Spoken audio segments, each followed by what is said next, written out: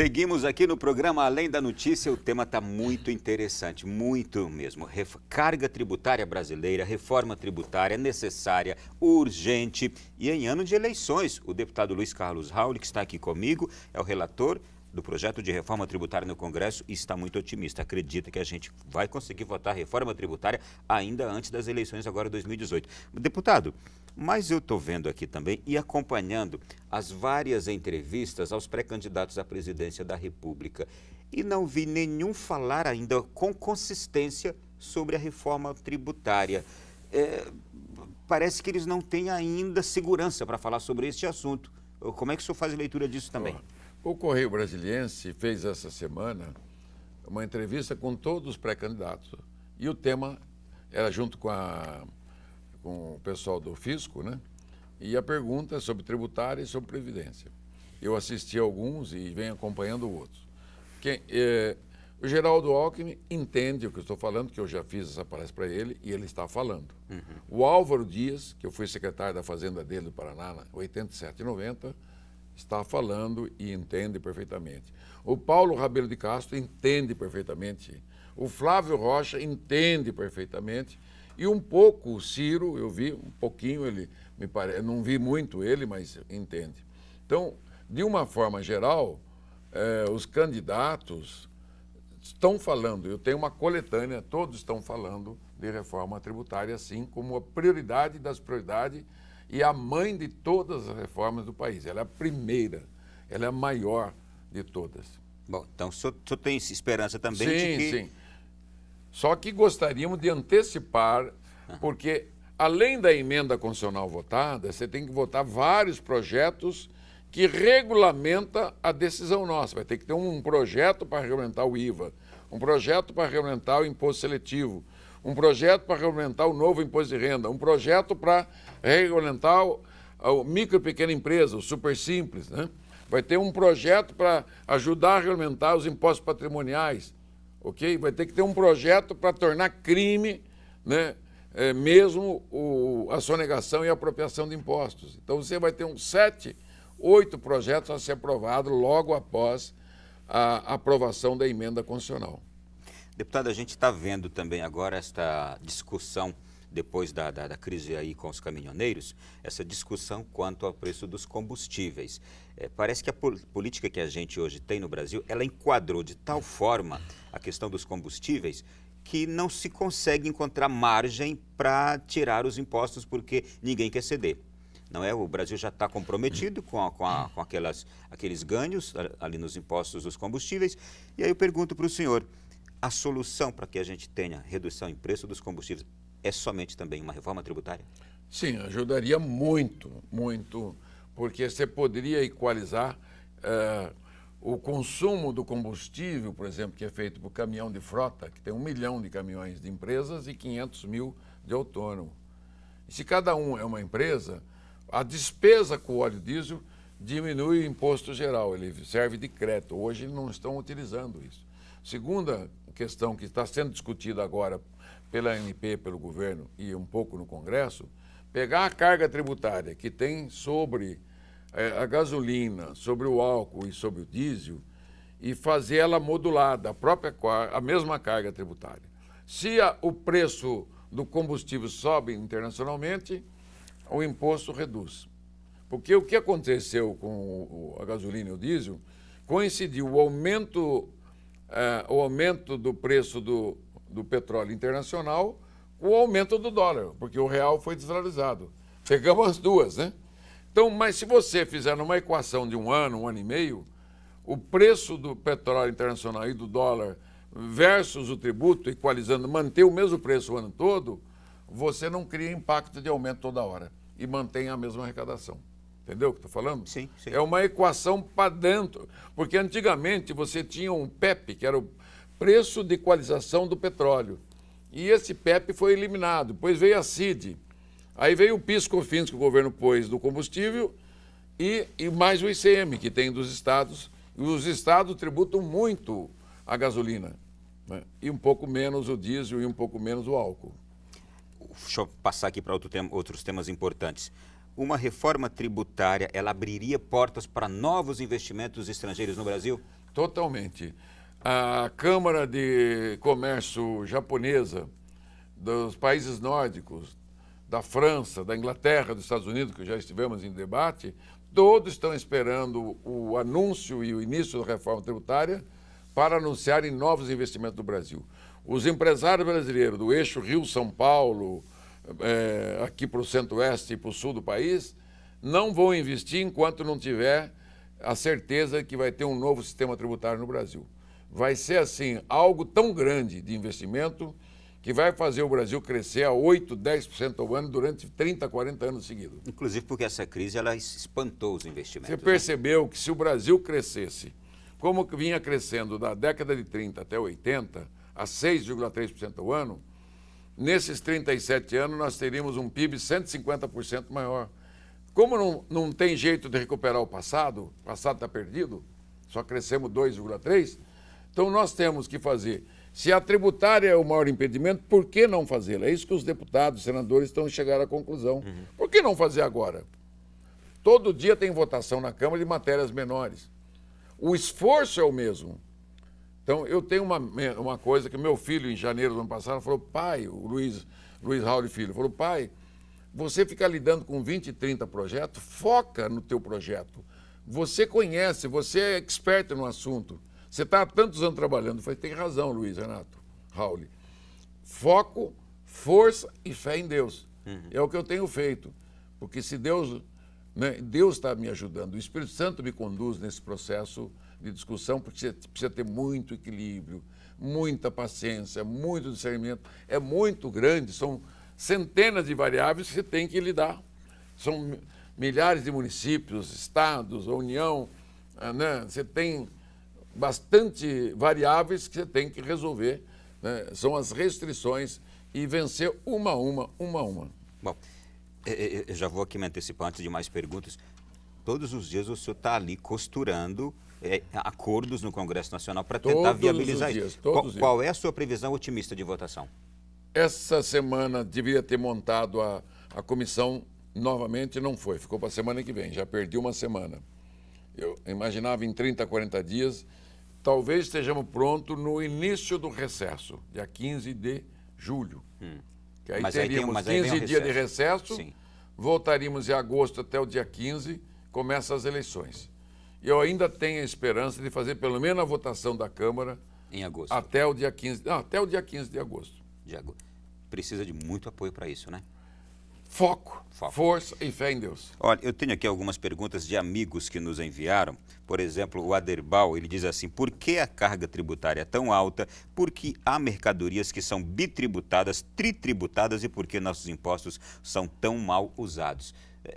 Os nossos impostos são mal usados ou a arrecadação é insuficiente? Olha, você tem tudo, né? Ele fala tritributada porque deve ser o ICMS, o IPI, o PIS, o COFINS, cada um tem uma incidência. Entendeu? E eles não se conversam, esses tributos. Né? Cada um vem dar uma mordida no preço, né?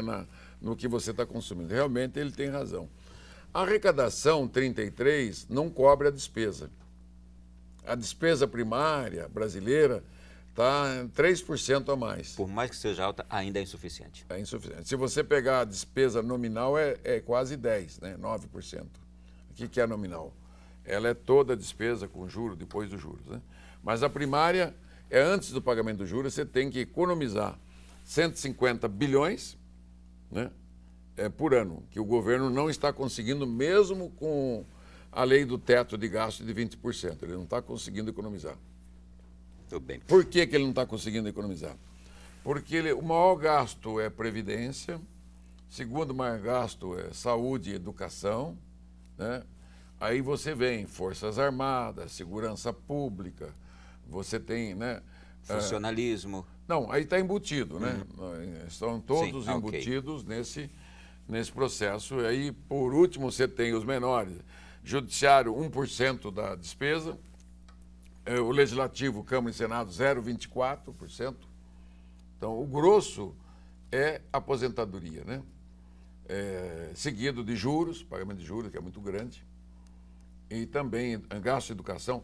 Nós temos 50 milhões de crianças nas escolas públicas do Brasil. Nós temos 1 milhão e pouco de universitários. Você tem 160 milhões de pessoas no SUS brasileiro, que depende do SUS. São milhões de pessoas todos os dias em todos os lugares do Brasil, né? Eu tenho mais perguntas aqui, deputado. Olha, essa aqui vem do Wellington Moreira, lá de Cachoeira Paulista. Ele diz assim: sabemos da importância do papel desempenhado pelas instituições sem fins lucrativos no contexto social. Na reforma tributária que se pretende realizar, o que mudaria para as organizações do terceiro setor? Quais aspectos positivos ou negativos em relação aos incentivos fiscais, isenções, imunidade tributária? Bom, a imunidade mais importante é dos templos, né? Isso é sagrado, está mantido. Permanece. É de Deus e não tem, né? Para mim, o ponto de vista, não tem. Você, as entidades sociais, filantrópicas, que têm certidão nacional, agora você tem que ter toda aquela documentação, continuam tendo a redução a zero do contribuição previdenciária patronal, né? E não tem incidência de tributo, é o terceiro setor. Não mexe em nada. O que nós pretendemos realmente fazer na Previdência é diminuir esta alíquota patronal para diminuir o peso dessa renúncia nesse setor e cobrar universalmente, né, de todos, para manter a Previdência com um caixa mais reforçado. Depois de toda a nossa conversa aqui, eu acredito que até já respondeu, mas eu vou fazer a pergunta porque é de um amigo nosso, o Padre Roger Araújo. Ele disse assim... Sigo ele todos os dias, né? Faço a primeira leitura, faço o Salmo e o Evangelho e depois eu assisto ele pelo meu aplicativo no meu iPhone. Nas reflexões diárias. Todos os dias, sagradamente. A voz dele faz parte da... Tá bem, deve estar nos acompanhando. Ele diz assim: temos uma das mais altas cargas tributárias do mundo. Em consequência disso, o poder de compra do cidadão é muito baixo. Um exemplo é o salário mínimo, que no ano que vem continuará abaixo de R$1.000. Essa proposta que o senhor apresenta, deputado, visa melhorar mais o poder de compra de quem vive de aposentadoria e recebe um salário mínimo? Sim, a carga é a 22ª do mundo, que eu mostrei, né? Não é a maior. E realmente o poder de compra do trabalhador é baixo por vários motivos. O primeiro deles, que a carga tributária é muito elevada. Dá para diminuir bastante. A minha ideia é diminuir 80% dessa carga tributária nos próximos 5, 6 anos. Começar, inicialmente, a reduzir 20% de cara essa carga tributária sobre os mais pobres, aumentando o poder aquisitivo destas famílias, né, que tanto pelo segundo momento, fazer a economia crescer, que ela não cresce. Cresceu 1% ano passado, esse ano era previsto 3%, que já caiu para 2%. A economia brasileira crescendo a 6%, 7%, como o salário mínimo está amarrado no crescimento do PIB, então ele vai dar um crescimento maior, né, ao salário mínimo. Se a economia crescer robustamente a 6%, 7% ao ano, em 12, 13 anos nós temos o dobro do PIB. Nós podemos ter o dobro de salário mínimo, entendeu? Com a mesma população brasileira, porque a população está crescendo pouco. Mal está repondo, né, o que está morrendo hoje. Os 207 milhões de pessoas que temos hoje no Brasil. Deputado, uma outra pergunta. Sempre que a gente fala de carga tributária, de altos preços, essas coisas todas, o cidadão brasileiro ele já anda muito calejado com toda a situação e aí ele já coloca a culpa também na corrupção. De que forma uma reforma tributária pode também colaborar no combate à corrupção? Totalmente eletrônica, totalmente sem possibilidade nenhuma de manipulação. Primeiro que o dinheiro do imposto, quando você passar o cartão de crédito no supermercado, na farmácia, no açougue, em qualquer prestador de serviço, você pagou, você comprou uma garrafa de água de R$2. Aqui, o imposto aqui imediatamente já vai para a conta do fisco. O empresário não vai pôr a mão no dinheiro, nem o fiscal. Então, os atos declaratórios, o que são o ato declaratório? Olha, eu tiro uma nota fiscal, depois tiro outra, no final do mês eu junto todas as notas de venda, todas as notas de compra, aí o contador, com um monte de empregados, vai apurar quanto que você vai ter que pagar de imposto no mês que vem. Isso acaba. Cada conta bancária que tiver, pode ser no telefone onde for, você vai ter tudo isto. Aqui o Paraná tem esse aplicativo, chama Menor Preço. Aqui tem milhões de notas fiscais toda semana. Tem 50, 60 milhões de preços aqui, de notas de preços de mercadoria e bens e serviços. Quando se aplica, pega aqui o código de barra, isso aqui, você passa no leitor de código de barra aqui, você vai saber o menor preço que você tem num raio de 17 quilômetros. Isso aqui vai ser para o Brasil inteiro, eu quero. Segundo, você, consumidor, vai ganhar com isso. Você vai economizar em cada compra de R$500, você vai economizar quase 20%, 25%. Olha o que eu estou falando, mais de R$100. Segundo, compras governamentais. O governo municipal, estadual, federal vai fazer compra, olha o preço do último milhão de nota fiscal eletrônica. Entendeu? Então, a eletrônica, a técnica, né, vai nos ajudar, a informática, tecnologia. Você sabe que na história humana, em 10 mil anos de história registrada, o que muda, o ser humano é o mesmo, para o bem e para o mal. Só a tecnologia muda. Na verdade, cada dia mais tecnologia, mais sofisticado. Por que não a cobrança de impostos ser como o sistema bancário, que é um super sistema bancário, totalmente, né, sofisticado? Ele vai nos auxiliar na cobrança desse imposto e combater a sonegação, a corrupção, né, o planejamento fiscal. Então nós vamos ter chamado exação, vai ser mais exata os valores e combate à corrupção. Na ponta do gasto, também a ideia nossa, fazer um controle rigoroso eletrônico dos gastos públicos. Deputado, eu vejo aqui, nosso programa está chegando no finalzinho, eu vejo aqui que de todas as reformas que a gente sente necessidade hoje em nosso país, se encontra grande dificuldade para a reforma política, para a reforma eleitoral, para a reforma previdenciária, para a reforma trabalhista que se fez recentemente também.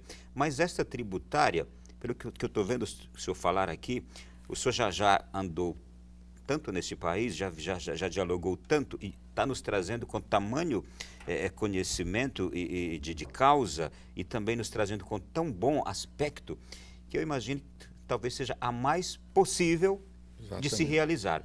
Então, desejo e peço a Deus que o senhor consiga penetrar nos corações de todas essas autoridades, que essa reforma ande bem mesmo. E peço também ao nosso povo brasileiro que ore por essa situação também. E, mais uma vez, foi um prazer recebê-lo aqui. É meu, o senhor que é um irmão também de vida, de igreja, muito obrigado pela sua presença. Olha, eu estou lembrando uma frase de Gibran que foi imortalizada por Kennedy, né? Não pergunte o que o seu país pode fazer por você, mas diga, o que eu posso fazer pelo meu país? Eu diria para a Globo aqui, que não é a Globo, é a Canção Nova. O que eu posso fazer a mais pelo meu país? Essa é a grande questão. Eu, professor, eu, médico, eu, dentista, eu, operário, eu, advogado, eu, engenheiro, eu, político, né? Eu, profissional de imprensa. O que nós podemos fazer mais pelo Brasil? Se cada um fizer mais, o Brasil vai ser melhor, né? Não tem dúvida disso. Foco, força e fé em Deus, que o Espírito Santo nos guie e nos conduza. Nossa Senhora lhe acompanhe também. Amém, muito obrigado. Maria Santíssima. Foi um prazer recebê-lo. Amém, obrigado. Tá aí, gente, conversamos hoje com o relator da reforma tributária no Congresso Nacional.